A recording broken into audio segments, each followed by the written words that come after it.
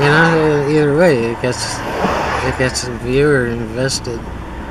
So I don't like this guy. He's a whiner. So guys, tune in and watch him get his ass kicked.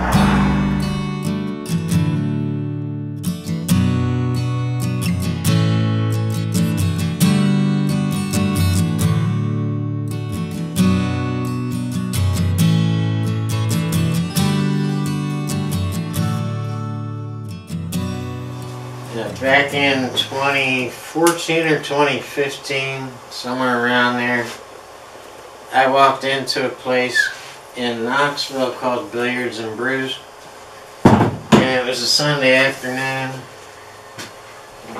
and Tennessee Skinny, who I named Tennessee Skinny,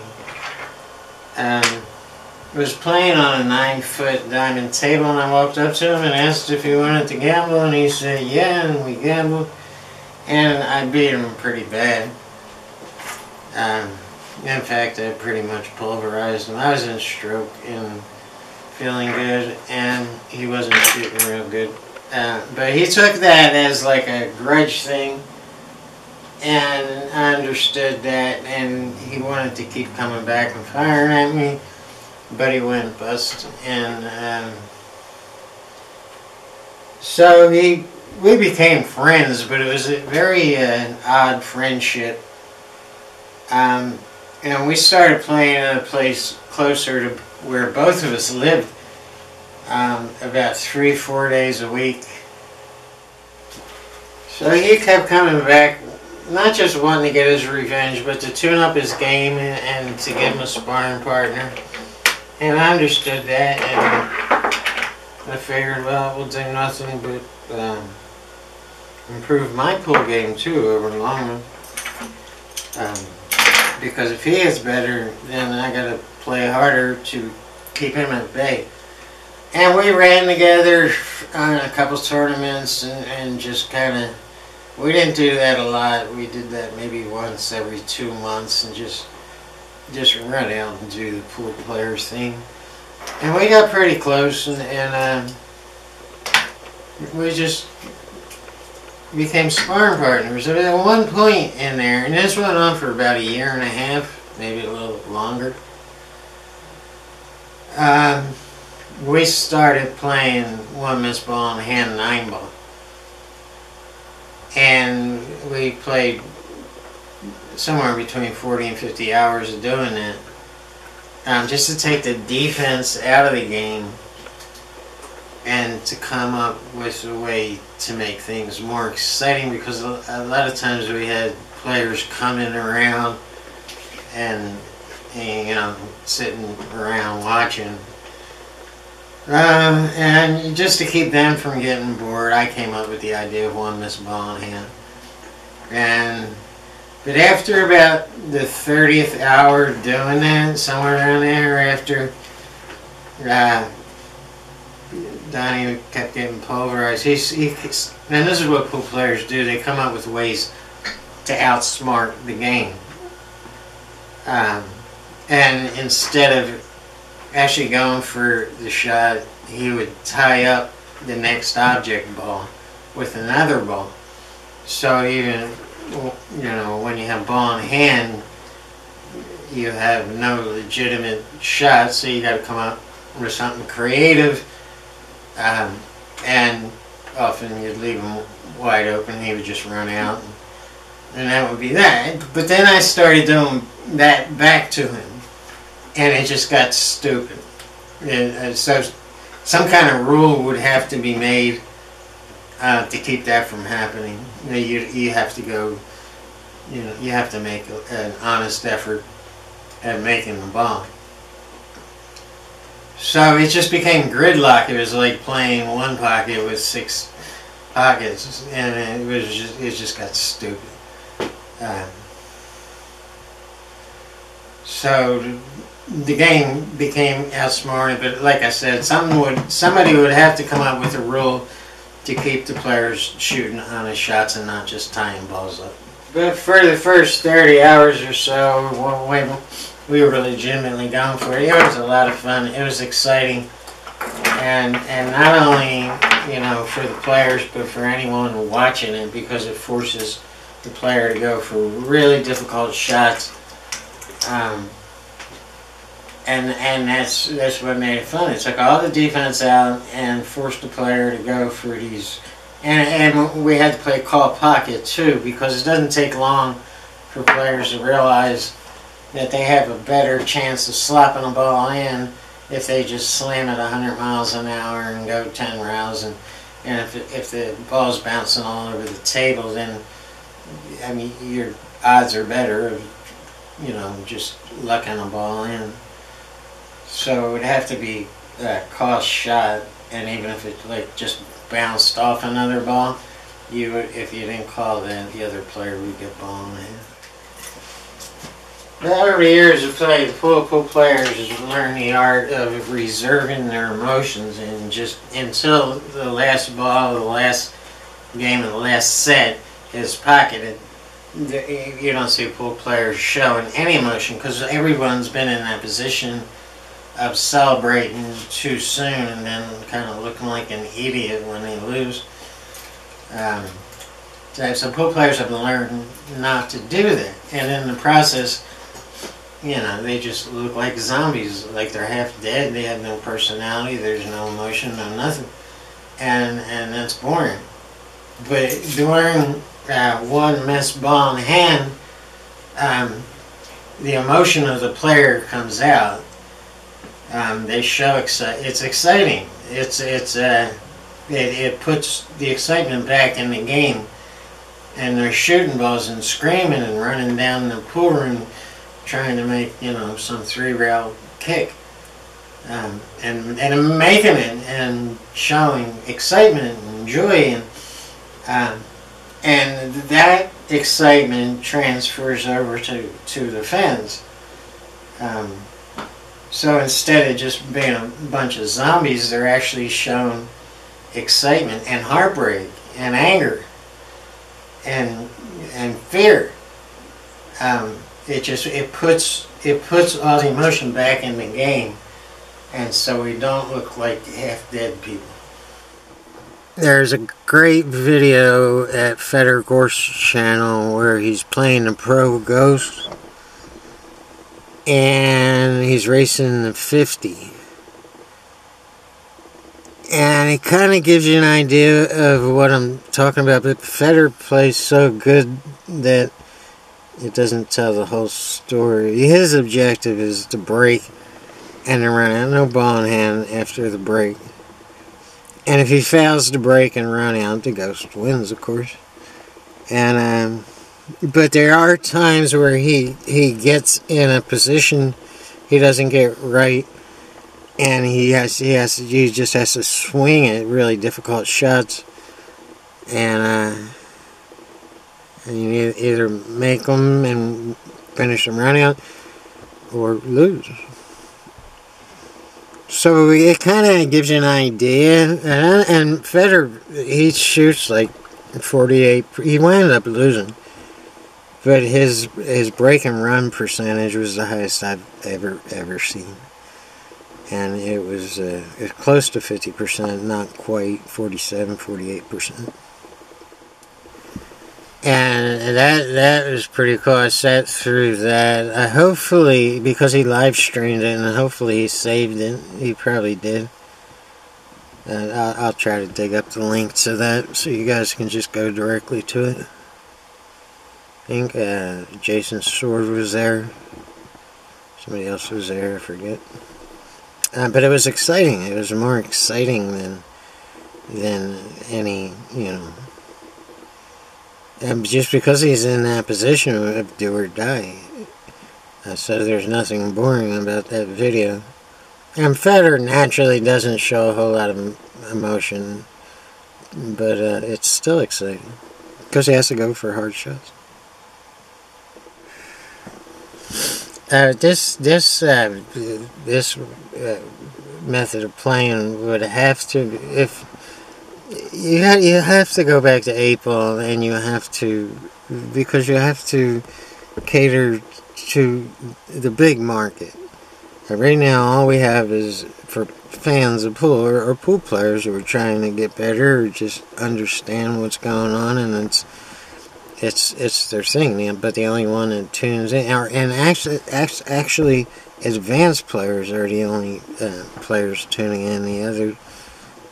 The other pool players, they're just kind of weekend players that are just out with their friends. They're not real, serious pool players, so they're not going to tune into a pro match.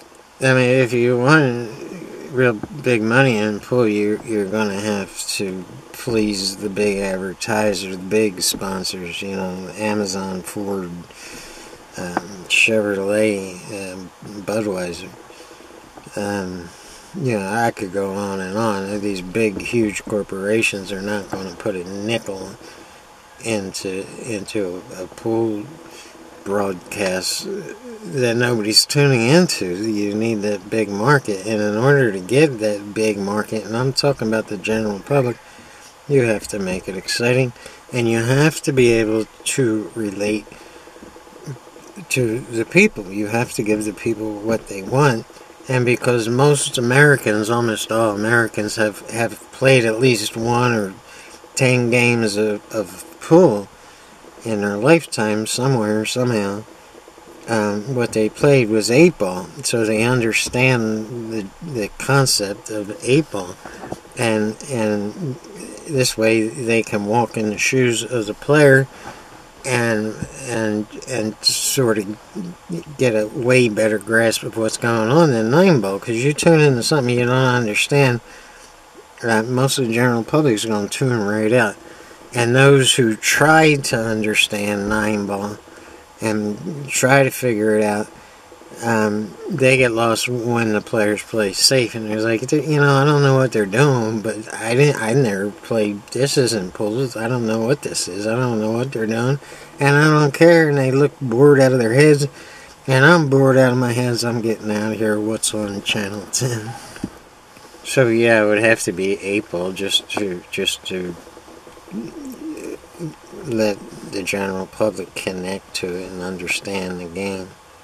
And it would have to be call pocket, and it would have to be 1 missed ball in the hand, and those factors would have to be explained, but that can quickly be explained to anyone who understands the general concept of 8-ball. You got stripes and your opponent gets solids, and you got to clear them balls, and the last ball you shoot is the 8-ball, and you win the game. It's very easy to understand, and there's people in this country, a lot of people, the general public, who thinks pool is 8-ball. So if you're not playing 8-ball, you're not playing pool, because that's what they know of pool. That's what they know it is. So poker's is, there's nothing. You ever sit down and try to watch people play poker? It's the most boring thing in the world. So the promoters of poker and the way poker exploded was by relating the game to the public. Everybody who sat down and watched poker on TV saw themselves sitting at a poker table and winning millions of dollars and thinking, I can do that. I can do that. What that guy's doing right there, and that's why people related to it and kept coming back to watch it. And you have the outlaw figures in poker, which pool certainly does, and they weren't boring characters. They weren't outlaws. They didn't make a rule saying, nobody can do this or that. They let these guys be themselves, and they glorified who they were, instead of, making them feel like dirtbags who don't belong in your squeaky clean poker room. The fact that they were outlaws was glorified. That's how poker did it, and that can easily be done in pool too. And if you doubt what I'm saying here, watch Scarface. Watch any person that coming out of poverty who's suddenly magically becoming a champion, and you see people cheering, you see people relating to that and understanding that, and that's heroic. That's somebody that really doesn't have a chance in the world becoming somebody and being great at something, is magical. Many movies have been made out of these characters, and they're big time selling movies too, because people relate to it and they want to see it. Yeah. But Pool is making a big mistake, and has been making this mistake for a long time, of blaming the outlaw characters in Pool for the demise of Pool. And that's not it. The demise of Pool is because it's boring. These characters are fascinating if they're allowed to be themselves, but Pool is not letting them be themselves, you know. You know, the Billy Thorpe thing, and I'm not a big fan of Billy Thorpe. He lost a sponsorship and just pretty much booted out of the professional pool world because he got in a fight with another player named Rob Sias, and they got drunk, and they just, it was ugly. But this stuff goes on every day in the pool. This is who these guys really are, and I think they should be accepted for who they are instead of changed and you know, wearing tuxedos and pretending they're rich boys. This ain't golf, man. This is pool.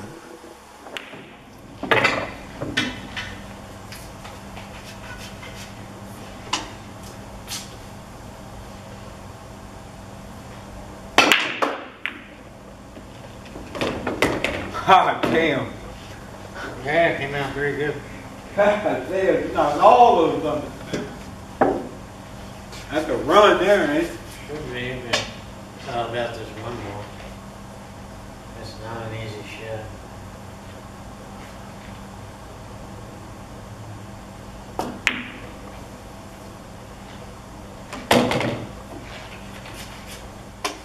So TV gave us the boot because we had a bad product. We had a product that nobody tuned into and nobody cared about, and you know, they couldn't sell whatever the hell they were selling. It's all about money.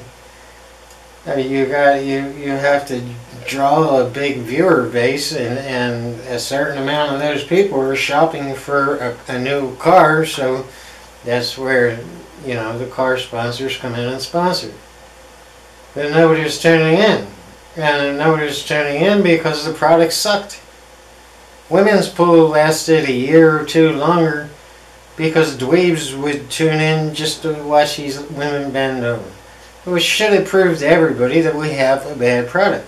So when you have a bad product, you improve the product. But it's still not been improved. It's still the same bad product.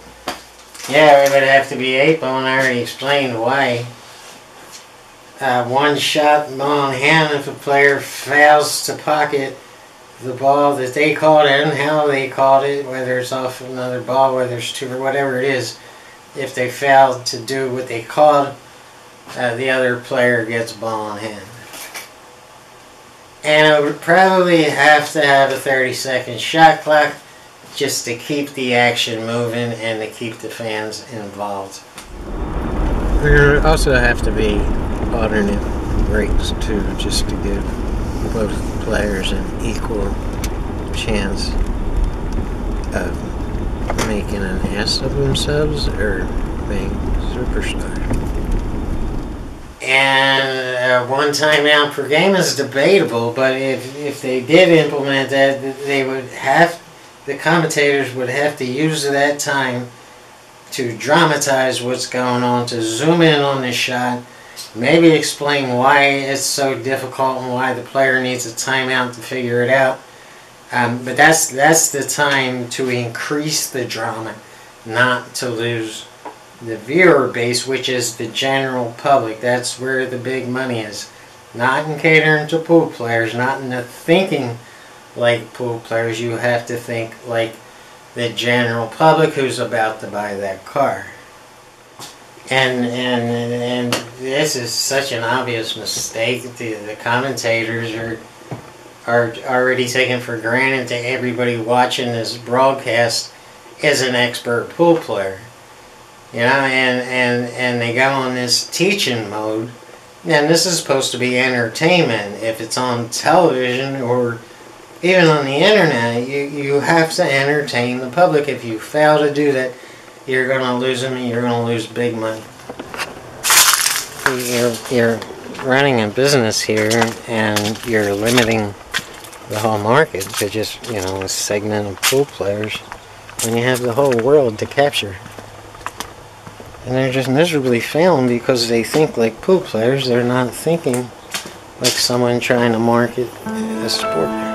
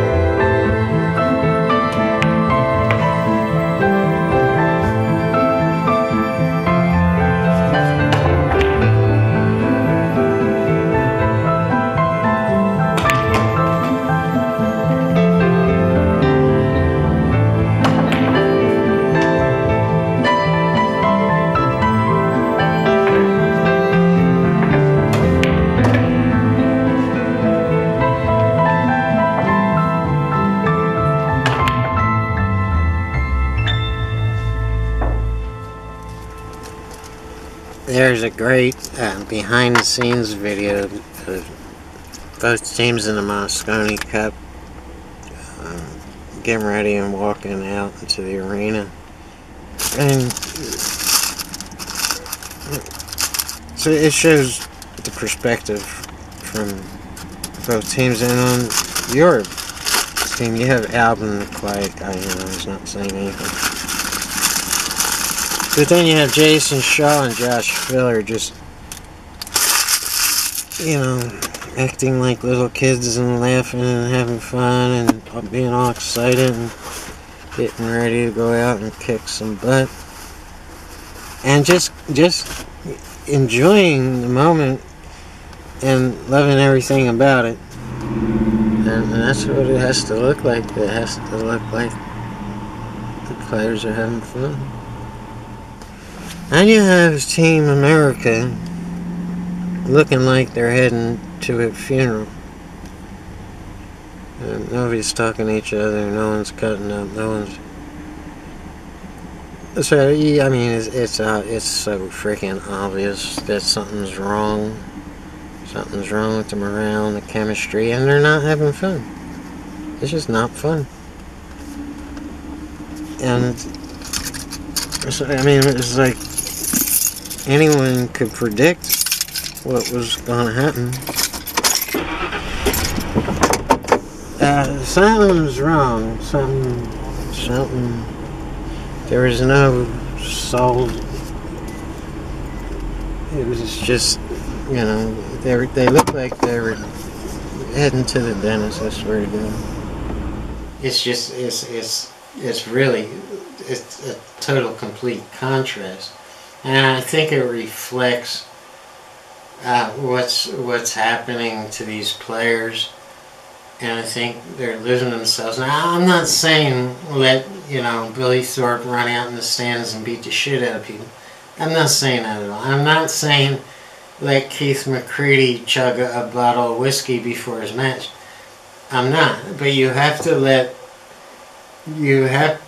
these players' true character comes out, because it's not only what got them there, but these characters in the pool world are what the fans tune in to see. They love these people, and so you have to let them be themselves.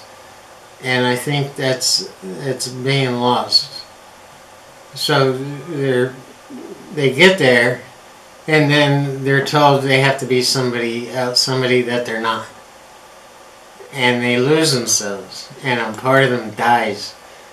And I think professional pool's making a big mistake by portraying these people as something that they think that they should be, when it's not. That's not what the audience wants to tune in and see. They want to see the Keith McCreadys and the Billy Thorpes. And I could sit here and list 100 incredible, more than 100. I could list 1,000 incredible characters in the professional pool world that are now being told you can't be you.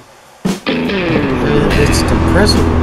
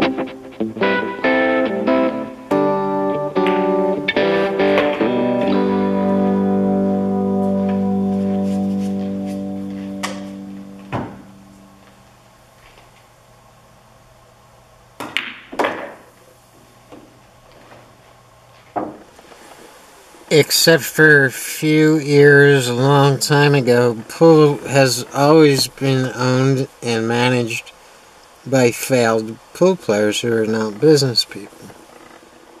Now imagine the sport of baseball, and their only fan base is baseball players. And they're trying to survive by selling cheap baseball bats and baseball gloves to baseball players.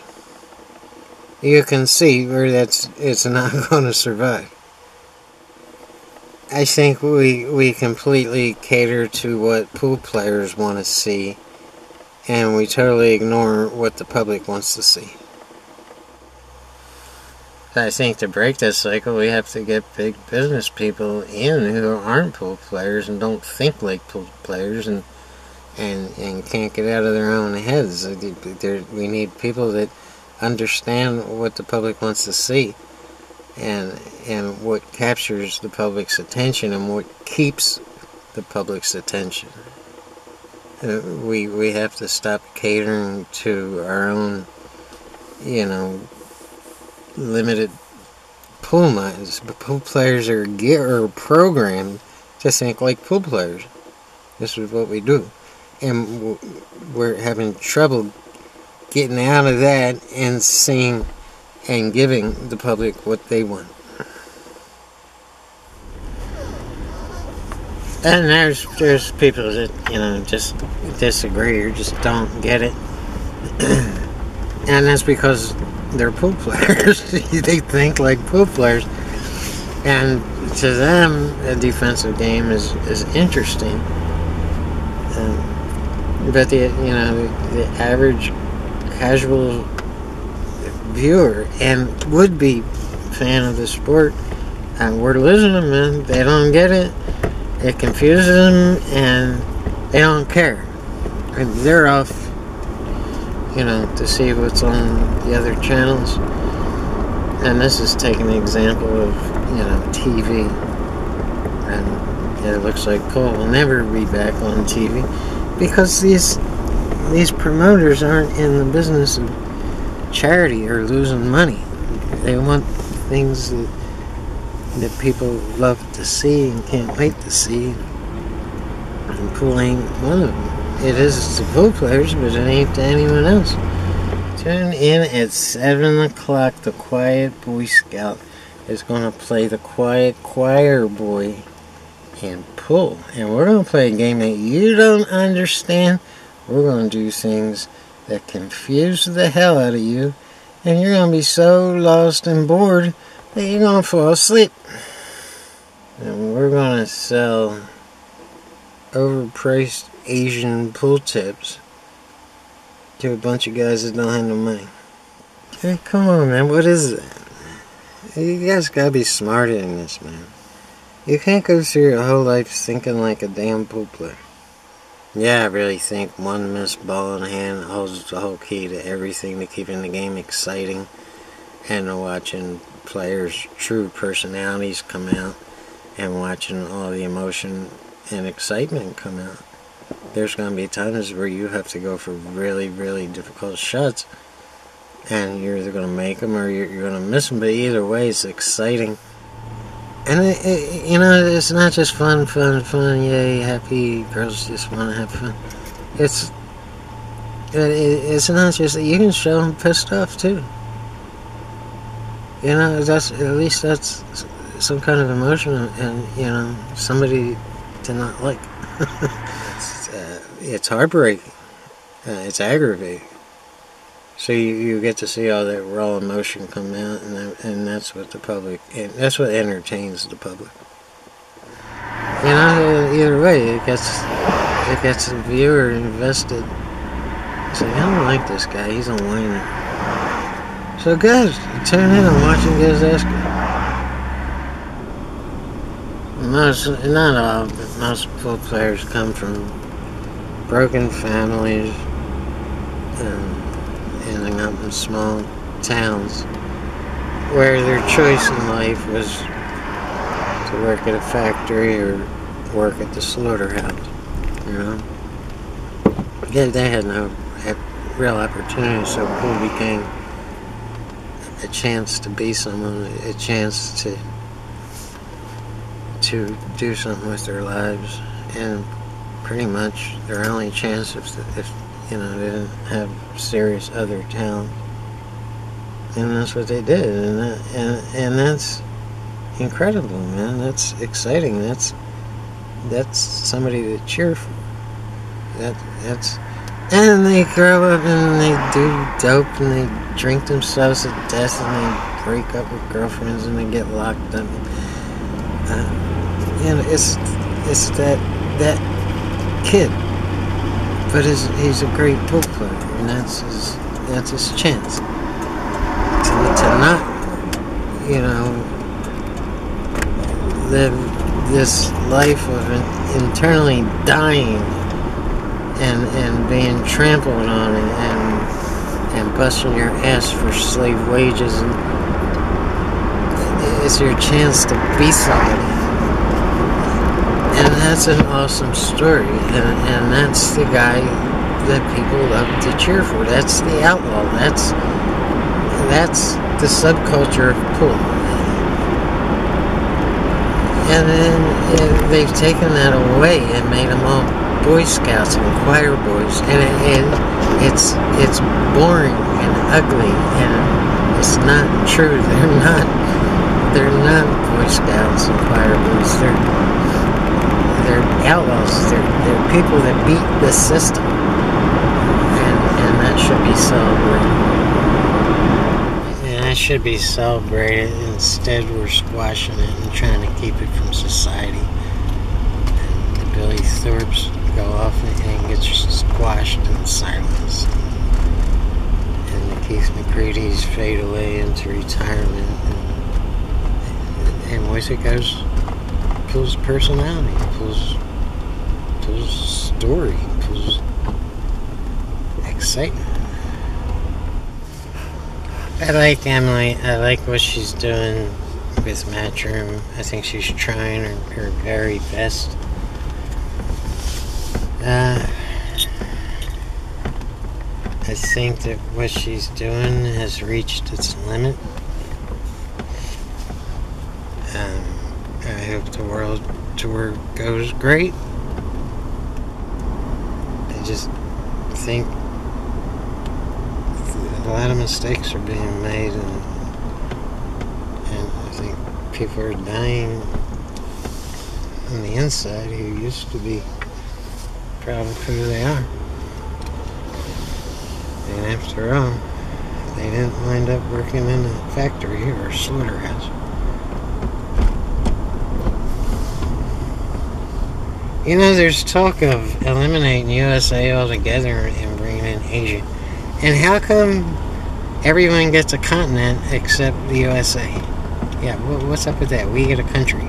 Everybody else gets a continent. Yeah. I mean, make it North America and give us Canada and Mexico. And if you don't believe there's Mexican players that can play this game, you're freaking wrong. And this way we get Alex and John Moore, and there's a bunch of others that are right there on the edge of breaking through, man. Jason Cled, I watched Jason run an 8-pack on a player that I put in the tournament in Nashville. It's just a bar box tournament. Yeah, my player doesn't even get to the table until he's down 8-0 against Cled. And I'm like, what the? Why is this going out on the Pro Tour beating these world beaters? It's like everybody hates the USA and wants to beat up on the USA. And then pick a country in Europe and only, you know, we'll play Germany. How's that? You know why all these dweebs hate us? Because we have the best entertainment, the hottest women, and the best food. They are stone cold jealous of us. And we're arguing about it.